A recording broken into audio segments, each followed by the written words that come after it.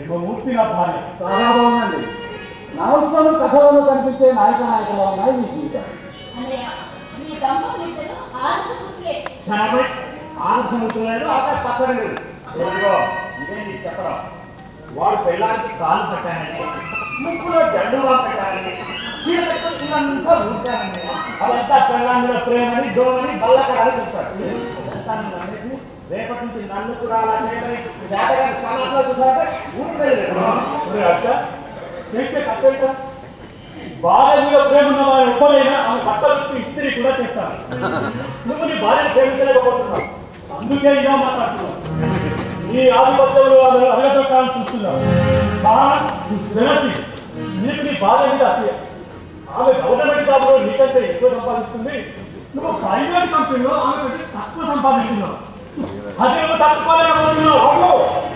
ఇలాంటి బాబులు ఇంకో పేరు రాదు. ఇక్కడ ప్రేమలే కానీ విరోధాలు కనిపిస్తాం. నా కూతురు ఒకరికొకరు అర్థం చేసుకొని చూపిస్తున్నాం. వీళ్ళిద్దరిని చూసి ఏ భార్యాభర్తలైనా ఇలా ఉండాలి అని అనుకోవాలి. అంత కాన్ఫిడెన్సా? ఏదైనా తగిలితేనే కానీ నొప్పి తెలిసేది. అంటే ఎందుకంటా నా కూతురు తల్లిదండ్రుల గొడవ వస్తున్నాను. సస్కారా ఈ సుందరమైన వరకు వాళ్ళ మధ్య ఏ గొడవ వస్తే ఏం చేస్తావు? వీళ్ళిద్దరి మధ్య గొడవ వచ్చి అగాధం ఏర్పడితే మీరేం చేస్తారు? శుభంగా శుభంగా అంటే ఎప్పుడు వస్తావా ఎక్కడా అంటాను. ఇప్పుడు ఇక్కడ దగ్గర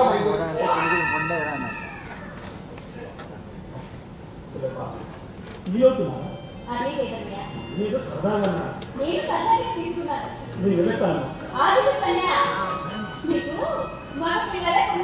థ్యాంక్స్ అమ్మా.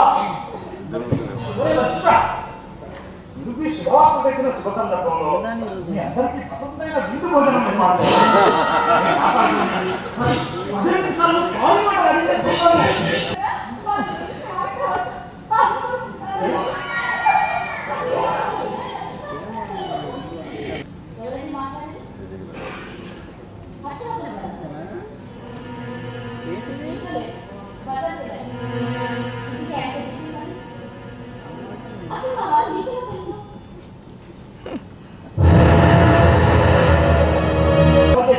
మీ ఇష్టం మాట్లాడాలి.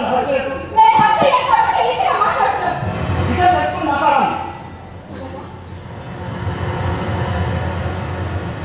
ఎవరికి కావాలని చేస్తున్నట్టు. అమ్మా సార్ ఏమిటమ్మా ఇది? మీరిద్దరిగా దెబ్బలు అనుకుంటేనా? నేను చెప్తున్నాను అందులో చాలా మంచి ఎవరో టెలిఫోన్ చేస్తే నిజమైపోతుందా?